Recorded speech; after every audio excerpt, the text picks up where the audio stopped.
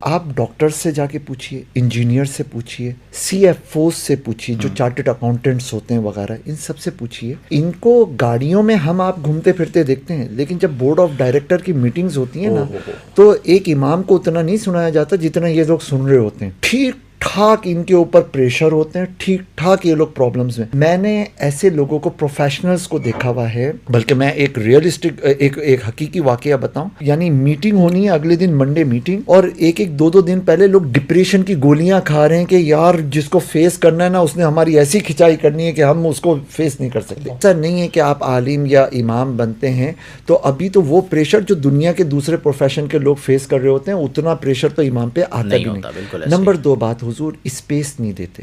واقعی یہ ہے، لیکن ہمیں اسپیس یہ بھی تو دیکھنا ہے نا کہ چاہیے کہاں پہ. وہ دور گیا کہ جب ہمیں صرف دارالعلوم کے لیے یا مسجد کے لیے عالم چاہیے تھا.